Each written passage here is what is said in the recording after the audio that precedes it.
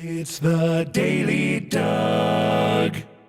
Hey y'all, welcome back to the Daily Doug for what is going to be our Extended Play Lounge episode number 45. I can't believe we've gotten this many, but I so much appreciate all of your continued support. It's the only way that we keep doing these, friends, and I very much enjoy doing these episodes, and I think we have a good one for y'all today.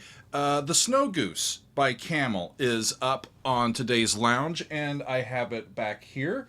And I also have some other featured albums. We got the Straubs down there, some Genesis, some Al Di Meola, some Who and Marvin Gaye. We got it all back there, as well as the usual suspects. So I am happy that you are here. This album has been on our list for quite some time, and it's been competitive in some polls that we've had previously, but it has not won until now. And I'm pretty pumped to get to this one. I have heard a few songs from this album previously. I reacted to Rhayader and Rhayader Goes to Town in episode 205, and that was back in August of 2021. But in that reaction, I went back and checked last night. I heard a live version of these songs. So as I get to today's reaction, I've got, hang on a second, y'all, I gotta move some stuff around so I can show you this. I've got the actual record. There it is. Camel side 2, Camel side 1. How about that? And I imported the audio from this album into my computer yesterday and made sure that I got the beginning and the end right. And I just took a look at the waveform, made sure there was no big scratches or blips or blobs or anything. And we've got it set and ready to go, so I'm going to be reacting to the sounds off of my own vinyl copy of the Snow Goose, and I'm pumped for this. So, let's see here. This is their third album, released back in 1975. Their previous album, Mirage, was successful and based on the writings of Tolkien and The Lord of the Rings, and so they continued in their novel or story-inspired concept suite approach with this recording, and this time they take inspiration from The Snow Goose, which is a novella by American author Paul Gallico. It was first published in 1940 as a short story, and then in 1941 as a novella. This is a powerful and just tug at your heartstrings type of story, y'all. It's a story of friendship and love amid the backdrop of war. We document a friendship between Philip Rhayader, who is an artist living a solitary life at an abandoned lighthouse because of his disabilities, and a young local girl, Fritha. And a snow goose, wounded by a gunshot, is found by Fritha, and they both nurse the bird back to health. Years later, Rhayader and his small boat are lost in the Dunkirk evacuation after saving hundreds of soldiers. And I'll save the ending until the proper time. We've got Andrew Latimer on guitars, the flute, and vocals. Peter Bardens is on organs and keyboards. Doug Ferguson is on the bass and the duffel coat, which I believe they flap around to give us the sound of the bird flapping its wings. Pretty cool. And Andy Ward is on the drums and vibraphone and percussion. So as I was reading in and getting everything ready to go here, y'all, I found a narrative commentary by a guy named Hector Morales. He is from Mexico. And I'm going to make use of this as I see fit and as I think it matches up as we go through and hear the story. This is going to help me make sense of the underlying story as we go through the suite. What I found was a track-by-track commentary of what's going on in the story in these different songs. And there's a bunch of little songs, and they're short as we go through, but it's designed to go in one complete listen from the beginning of the album to the end of each side. And so that's why I have taken the time to import the audio. So we're going to listen to all of side 1 without break, and then all of side 2 without break. And I am, like I said, I'm looking forward to it. I know that this is a favorite for many people here on on our Patreon, and so I'm eager to see what everything sounds like. So let's get going, my friends. Side 1 starts off with a song called The Great Marsh. Off we go.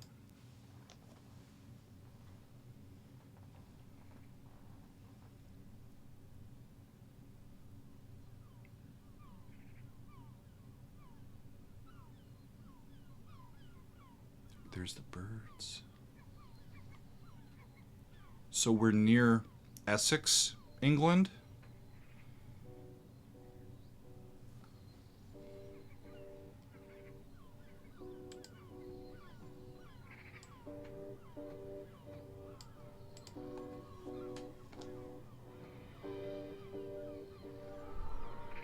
I hear do down to lay. But it's a chromatic third because they're both minor chords.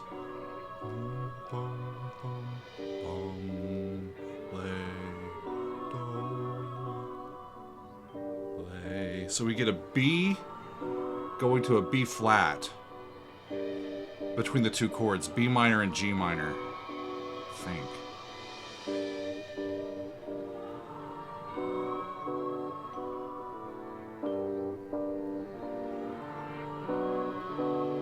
So in this area, there's a big swamp, there's estuaries and wildlife.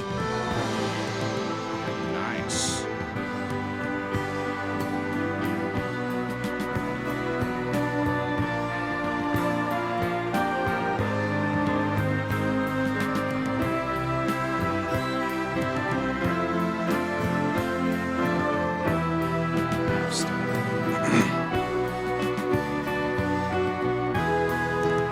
Just roaming all around, isn't it?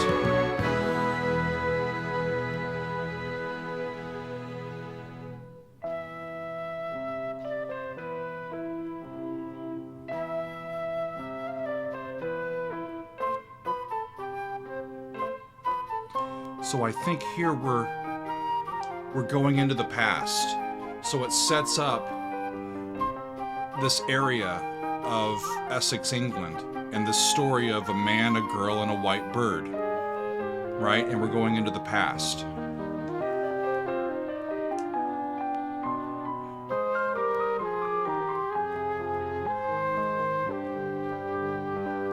That's a 5. 1. So I remember this from the live version that I've heard.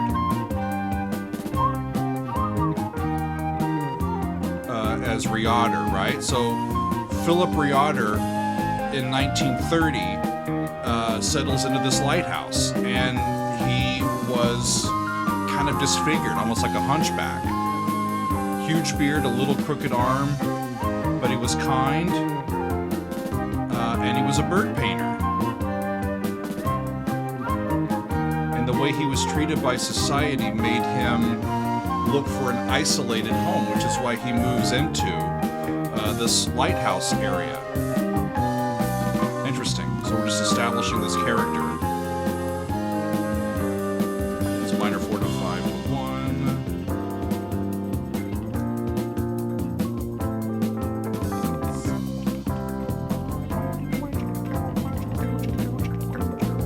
It's got to be 70s guitar in there somewhere, right?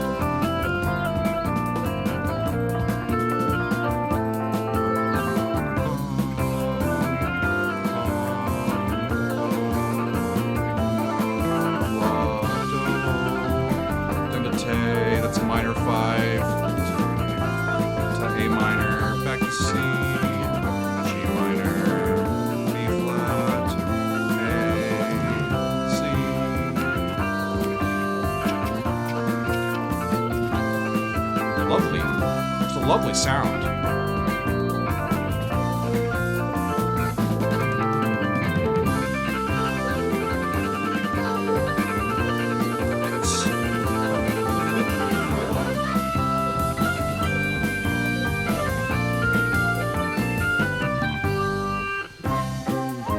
Back to the original theme.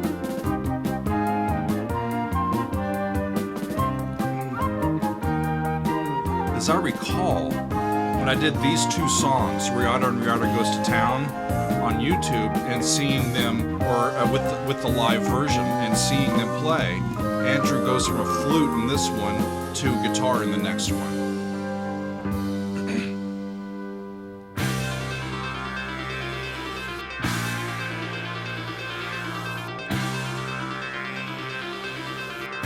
So he's going to town.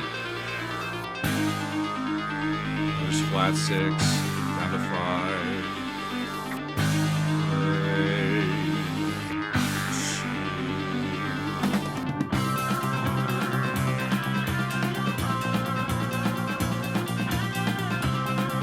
So he would only go to town to purchase essentials, only when he needed to go, because the people would react to his presence and appearance.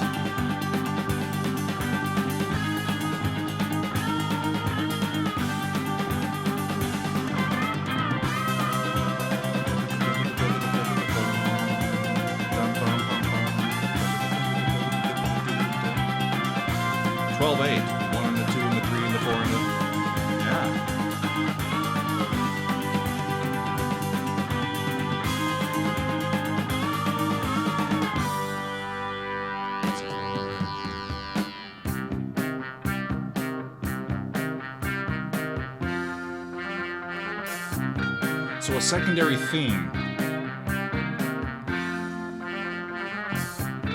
where the first one, this has a completely different feel, and it's going between 1 and 4, where the other one really wasn't. Hello.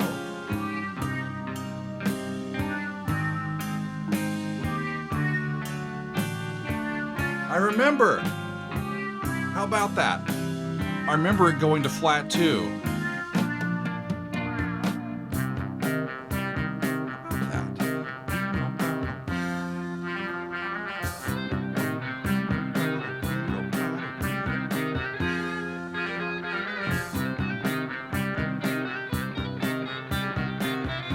Yeah, 1 and 4. So there's flat 6, major 2, and then it goes to flat 2 instead of 5.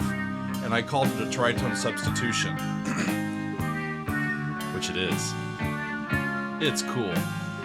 A C-sharp dominant chord has the same tritone in it as a G chord does. Okay. He's going all over town.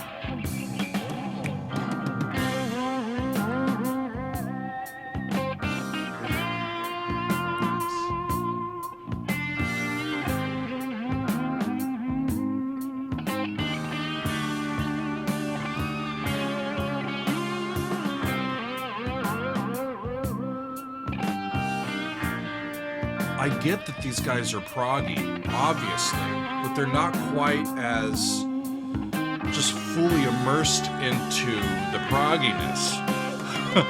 I think of some of their more famous peers. Yes, during this period. Genesis during this period. And so forth.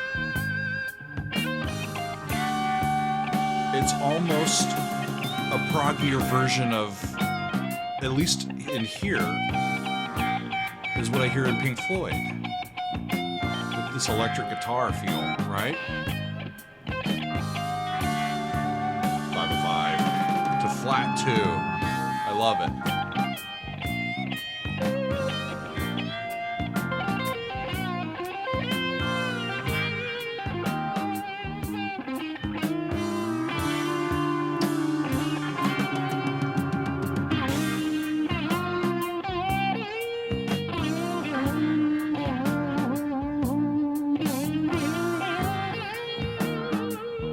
Enjoying this, y'all.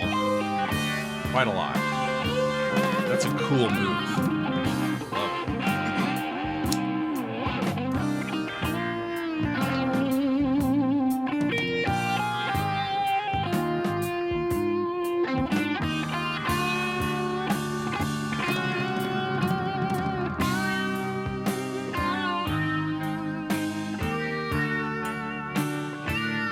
And you know, I think we're still in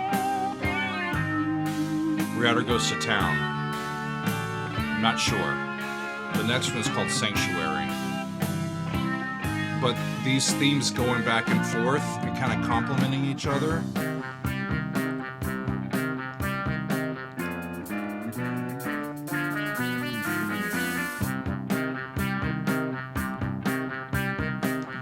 These themes makes me feel like there's a passage of time. There's many trips into town and back over time, and, you know, the people see him and react to him, and he deals with it, and then he goes back home, and then he comes back to town, and the same cycle happens over and over. It just feels like it's setting up the character. Okay, now this, I believe, is Sanctuary. I was told look for acoustic guitar with an electric solo over the top of it, and I believe that's what we have.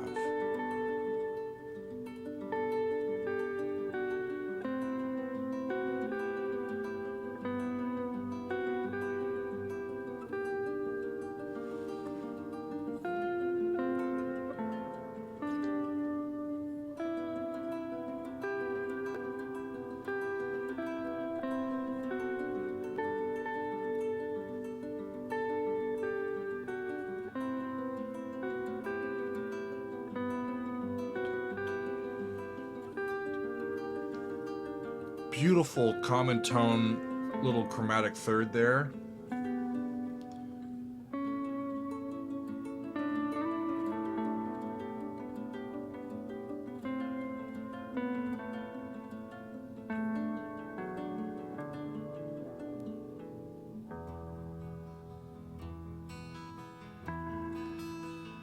I feel like all of that was kind of introductory material. And we land on an E.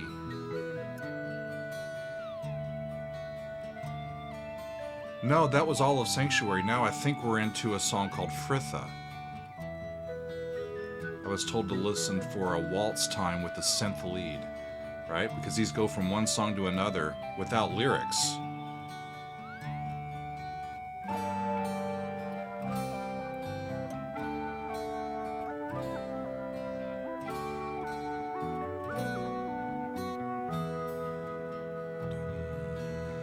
Major on E down to D, turns minor, back to major. Lovely.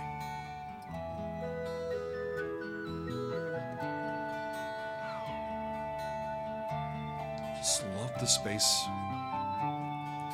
and the sound off of the vinyl is just beautiful.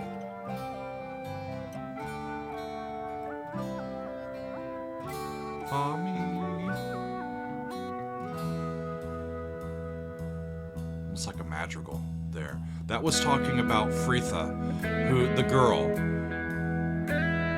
So when the drums enter here, this is now the Snow Goose. But that last one, Fritha was a girl when she first visited the lighthouse where Philip lived. She was small, she was shy, and she brought this injured goose with a gunshot wound to his door. And she overcame her fear about what the townspeople had said about him, right?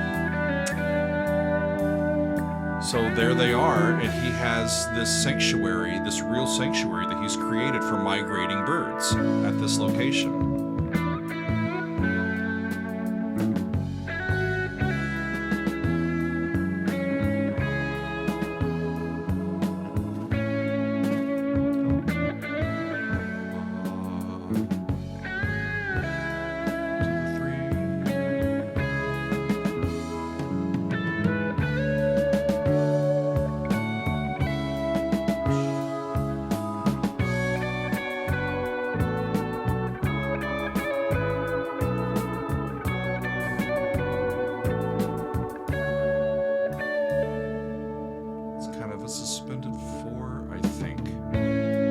I think they're in A major.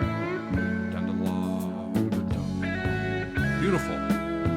So Philip, with help from the girl, Fritha, helps to heal this goose, and they name it La Princesse Perdue, the princess, I believe. And Fritha becomes a frequent visitor to the lighthouse to visit this bird, right?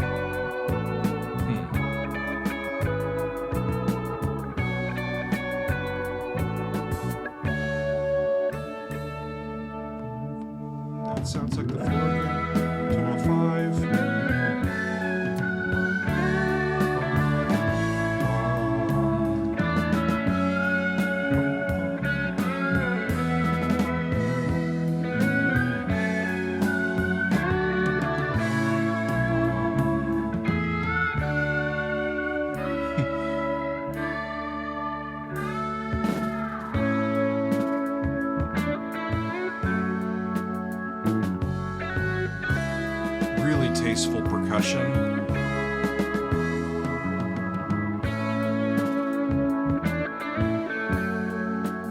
Just a lovely melodic guitar solo.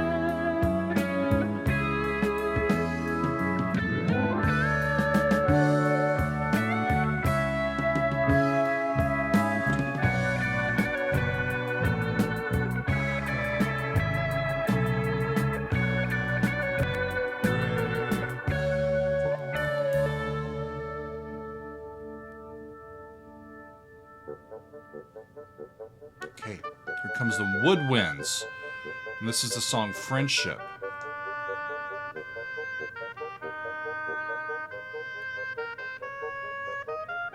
Sounds like double reeds. And some clarinet.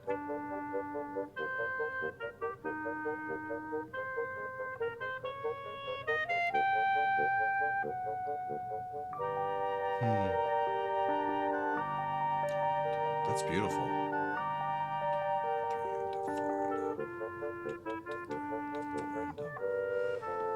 So here I believe the music is just underlying the time spent by the three of them.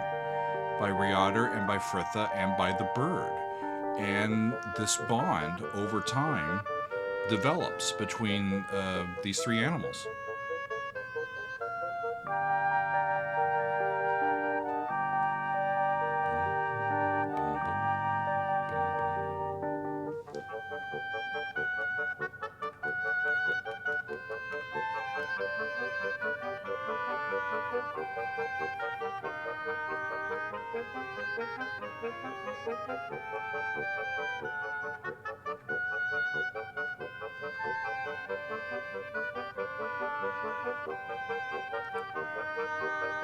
This is really engaging my classical ear as well, because we get a lot of really nuanced color from this band.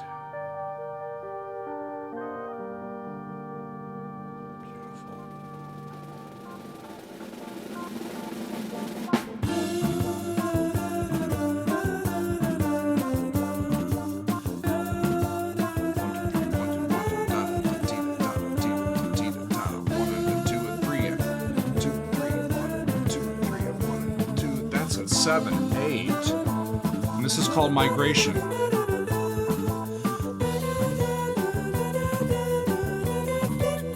How cool to include the wordless vocals as a melody.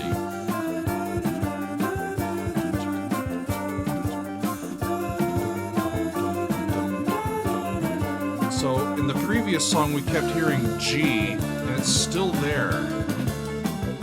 G, but it's just moving, and so I think they're depicting the migratory patterns, right? So the bird is now migrating and departing with other birds.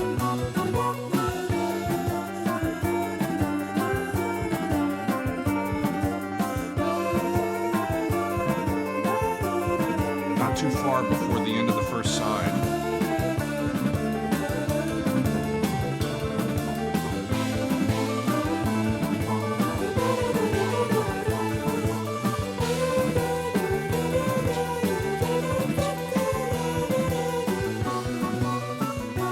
Some Pat Metheny vibes with this, too.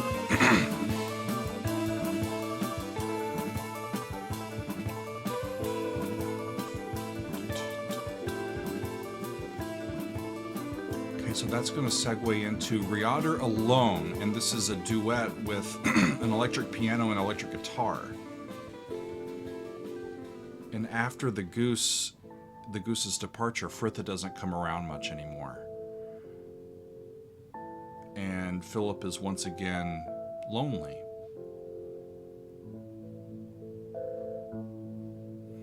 And in his loneliness, he paints an image of Fritha holding the bird with its wound, holding the wounded bird, as she was when he first met her.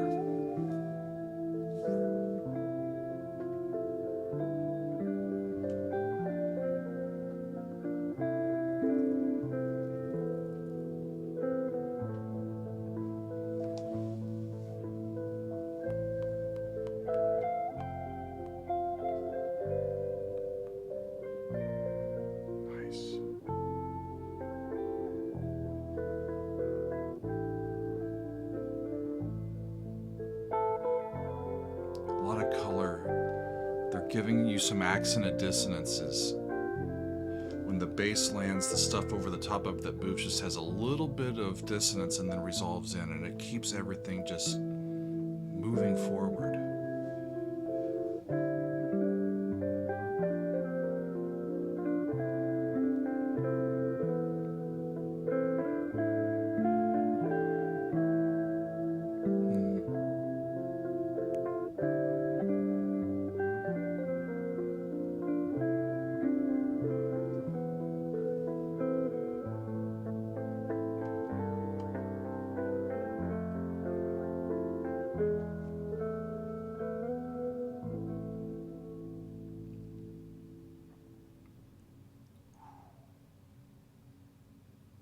What a beautiful and melancholy-filled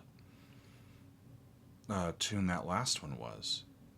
Wow, you really get a sense of his sadness. And so there you are at the at the end of Act 1, right? It feels like I'm kind of narrating the story as we go, and I definitely need it to help me continue to kind of feel a part of things. So I hope that it's beneficial for you as well. So yeah, we get the story of Philip and where he lives and his love for art. And excuse me, I'm gonna have to take another drink of water. And this brave girl who has this goose who's injured and brings it to this man because he's created a sanctuary, and she gives him a chance. And he's not as bad as maybe the other people in town say that he might be, right? What a wonderful way to start the story. So let's go on to side 2. I'm gonna flip it over, and let's get it, y'all. So this next side starts with the song called "Flight of the Snow Goose." So this one will be uninterrupted, just like the last side. So let's do it, y'all. Off we go with side 2 of the Snow Goose. Here we go.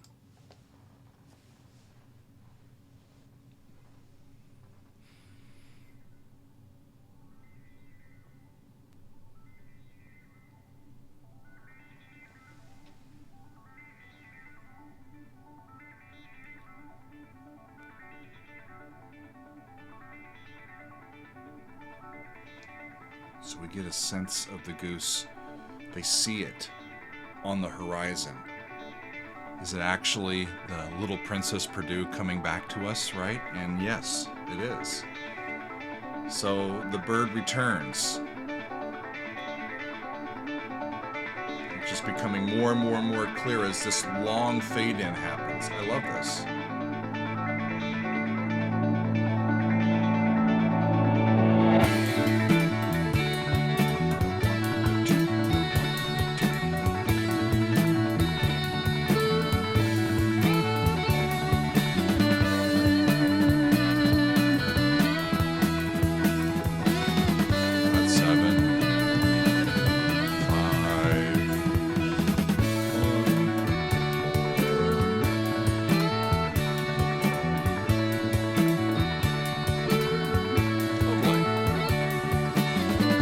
So a lot of joy and buoyancy here, right? Especially where we came from. And it's them all being reunited. So now that the bird returns and we start this seasonal cycle, that's cool.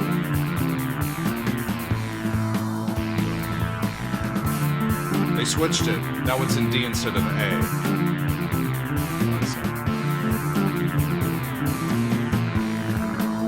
That sounds like 5, and then it's 1 to 4. That's cool. They went back and forth between A and D, and that right there is where they switched.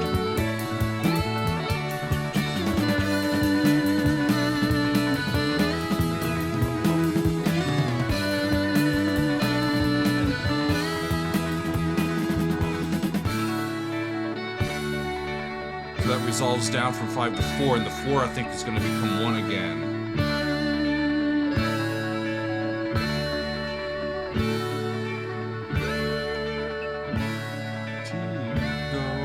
So that 4 now sounds like 1. They've switched keys.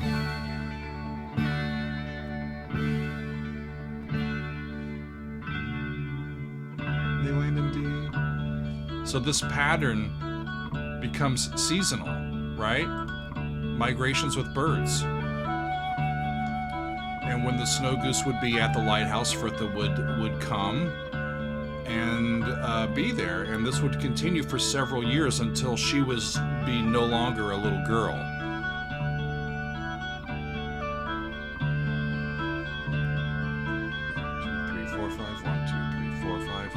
So this is preparation in 5.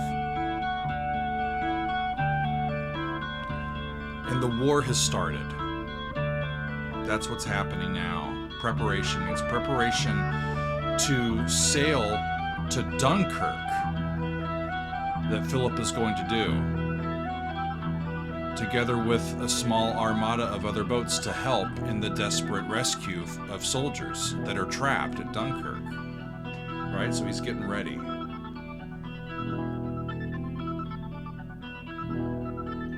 She, of course, pleads with him not to go.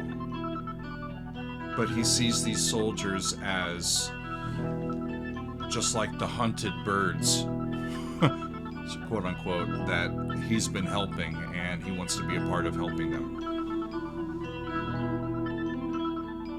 Plus, it's a way for him to feel like a part of society again, like he's really helping, you know?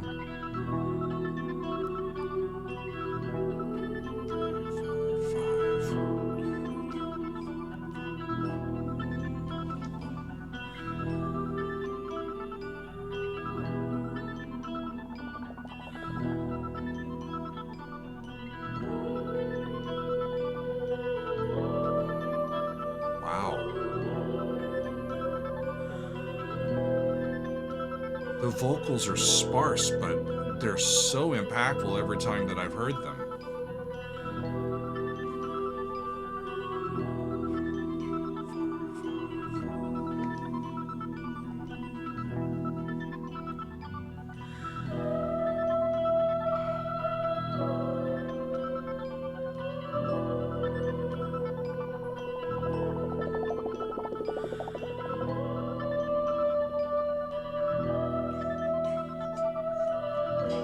It's like a bell tolling, right? They're going into danger. It's a preparation to, you gotta be mentally ready to know what you're going into.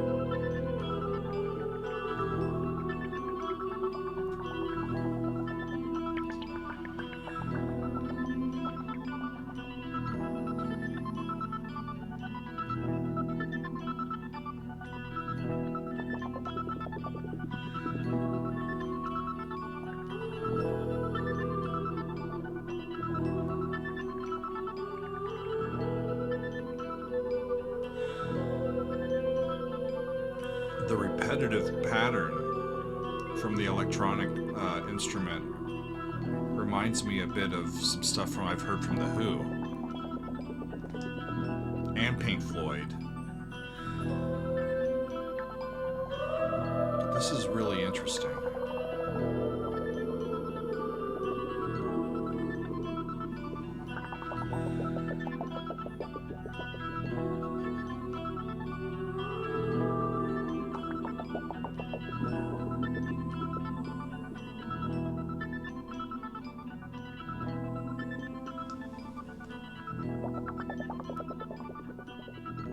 Really lovely sense of pacing here. Only now. You get the driving bass pulse, and we're into a song called Dunkirk in common time. Now.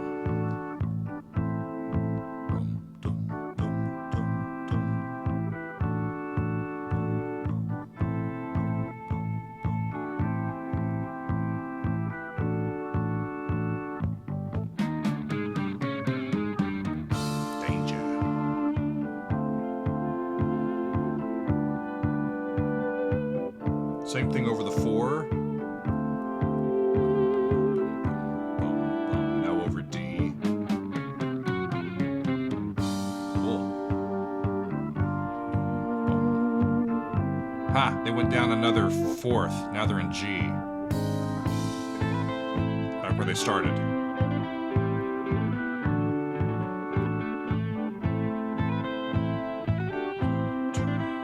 Gives it a military sort of undergirding, doesn't it?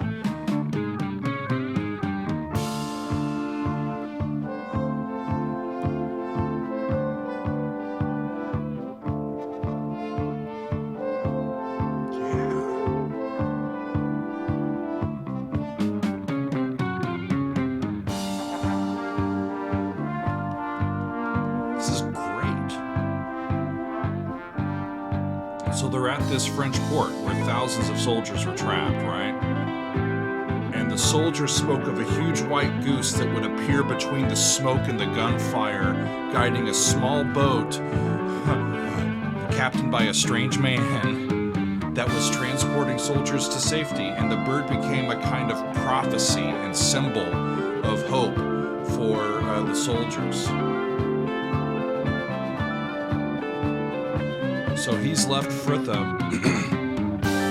and the goose has followed him to war.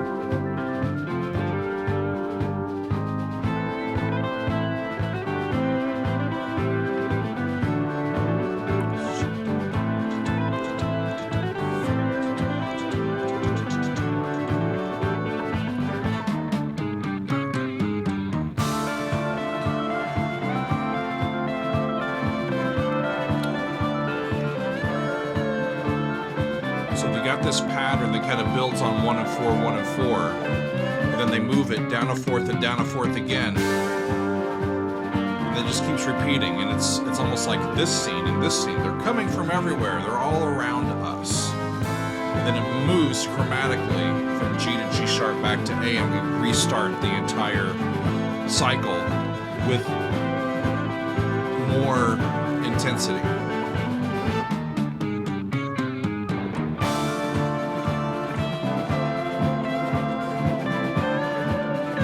Smart writing.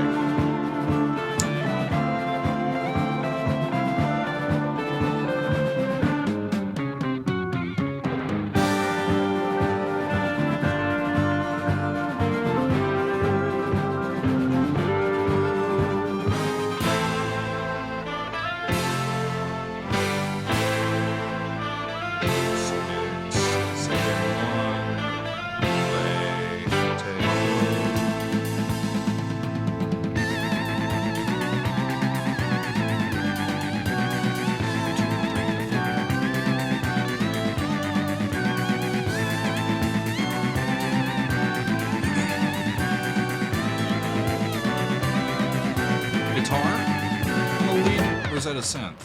I think it's a guitar. Woo!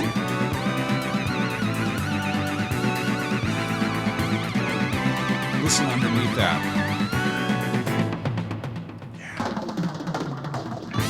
Yeah. I think this is when some bad shit goes down.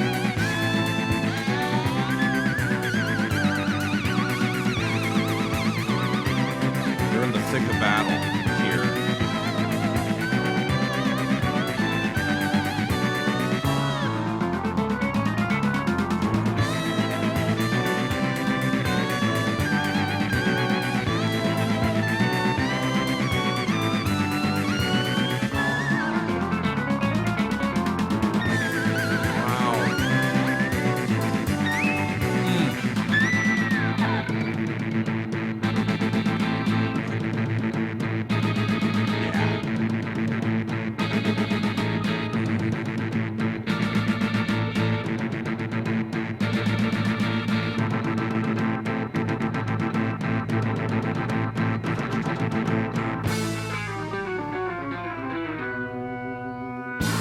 So Philip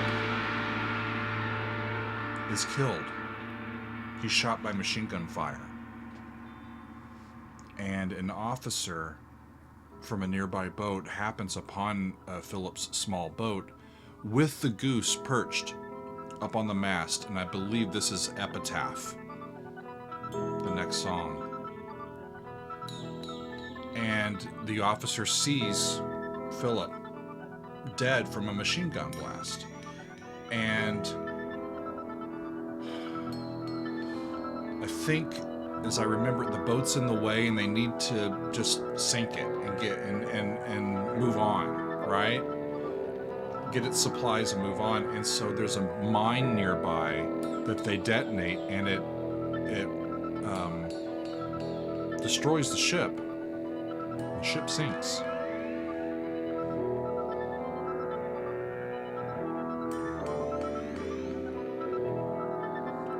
Down on E. Wow.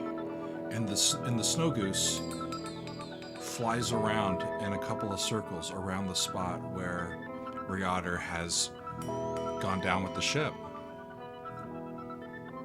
Stays for a little bit and then flies away.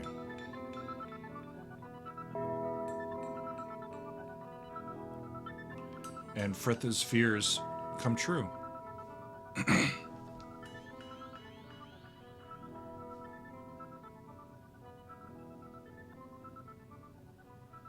So that's a reprise of that section from that from the past song, from the previous song. Wow.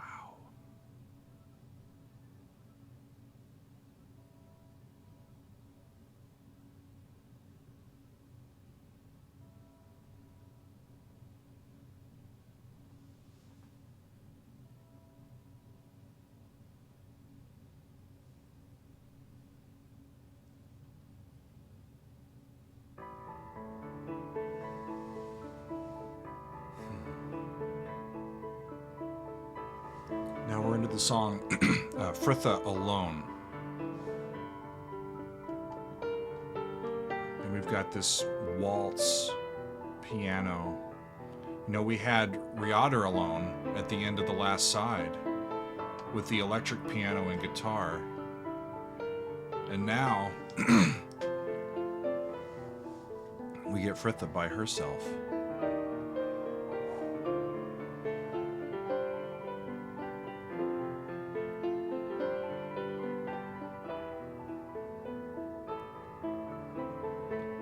That's the one, down to flat 7.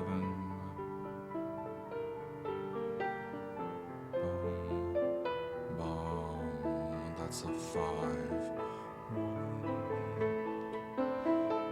down to 7. Turns a minor down to flat 6 to 4. That's beautiful. Makes use of flat 2 melodically. That's what that sound was. This is beautiful, but sad.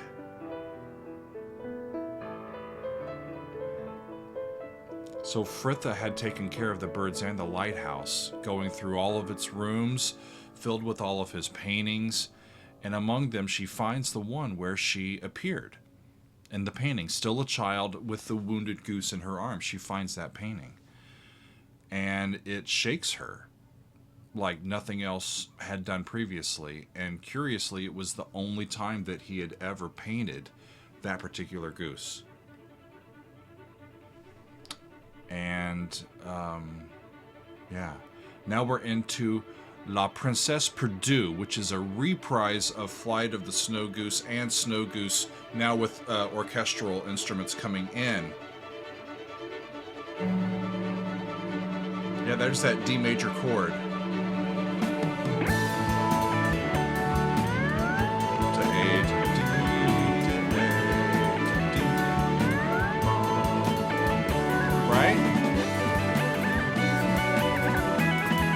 So this is the return of the goose to Fritha. So she's looking out and she sees the goose coming in, and she's filled with a sweet sadness as she follows her princess home, and as if to land only to fly away, right? Out of sight.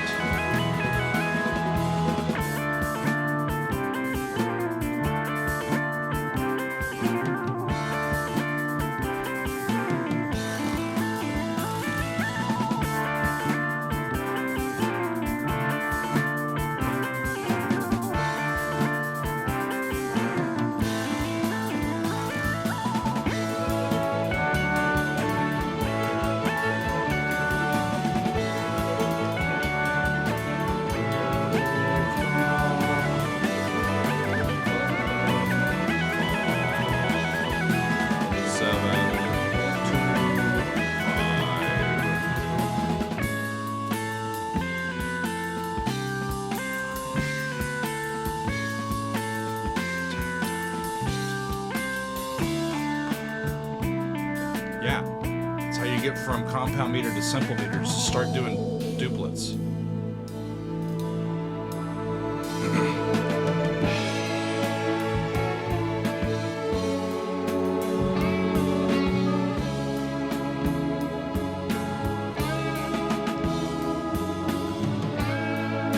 remember this?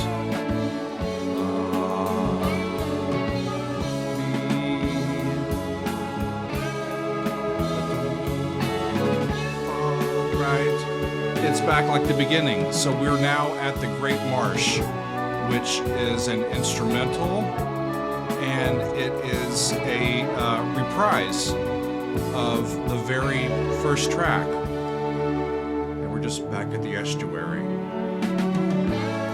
And I think back in modern times.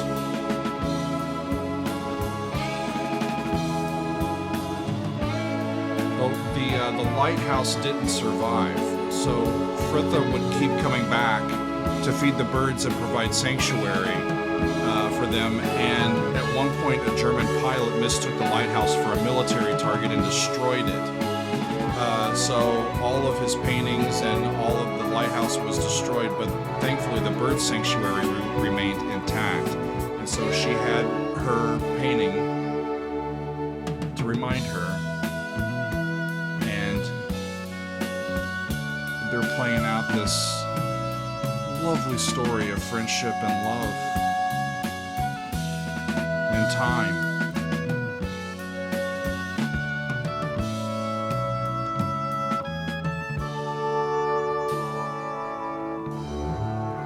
Nice big 4-chord.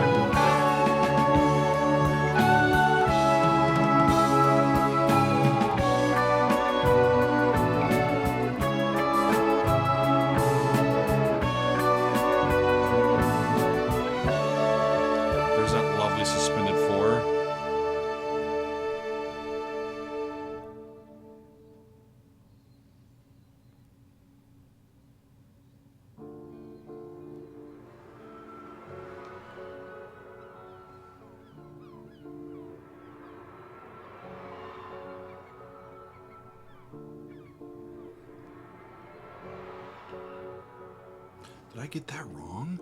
This must be the Great Marsh, because this I remember from the early part as well. They're reusing so much of the piece on the first listen, it's hard to remember where they all came. But I remember these chromatic thirds, these minor chords.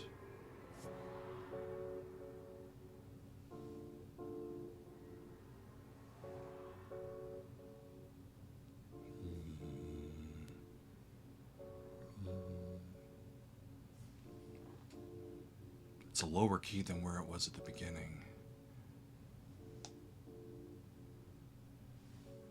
But I also think that the thirds are going the different direction. Is that going to be it?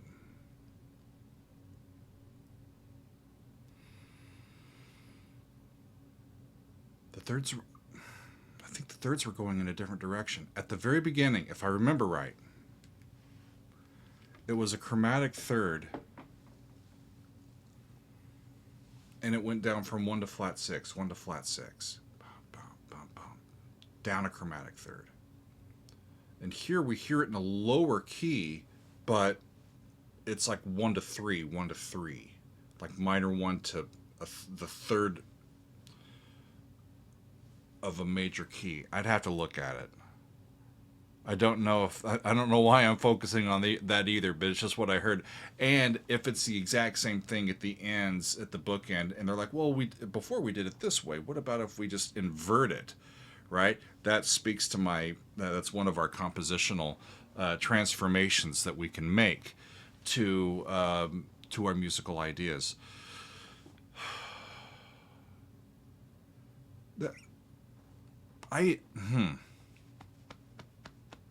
What a story.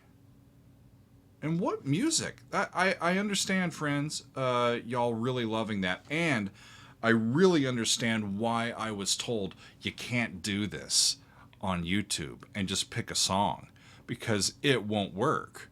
You need to listen to the entire thing. It's like it's like trying to understand a really complicated movie by just watching one scene, and you don't get the context around it or how things happen in the past and how they come back and everything. So it's an album meant to be listened to as an album. Like, and I think side 1 and side 2. You know, if you're going to go to the play, you got to stay for the second act. And the third act, if there is one, you know. Beautiful. Just lovely, lovely, lovely music. Camel is regarded, in my read-ins here, they're regarded as one of the unsung heroes of 70s progressive rock, you know. Like I was comparing their prog stuff earlier in the episode. It's like the kindler, gentler prog. You know, it's not going to beat us over the head with real experimentation.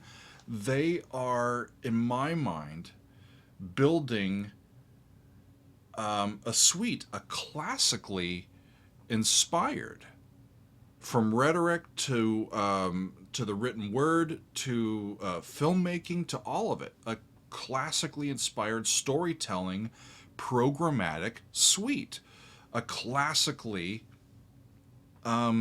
inspired musical suite.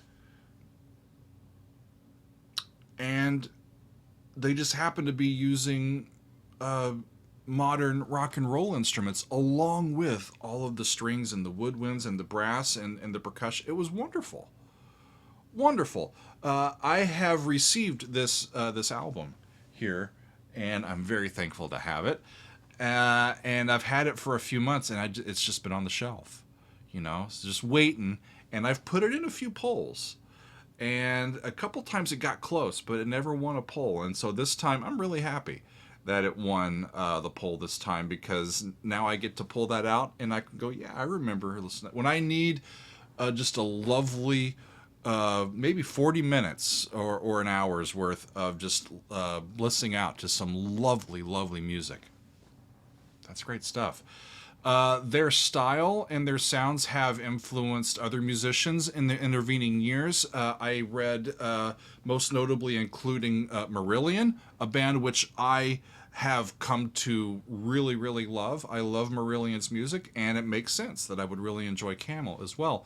Michael Arkefeld from Opeth has mentioned that he is very influenced by Camel, and Steven Wilson has praised this band and their music and named them as an influence on him. The band has gone on to release 14 albums. This was their third, even though they have not released new material in about 20 years. But as far as I can tell online, the band is still active, and they are still led by Andrew Latimer. So it's great, y'all, to do these behind what am I talking about? These extended play lounge episodes where I get time to deal with an entire album in one sitting, and this is one that was just, I think, perfectly suited for this type of video and this type of reaction. How privileged am I to be able to record this and document it and have all of you to share it with. So thanks, y'all, for being with me for Extended Play Lounge episode number 45.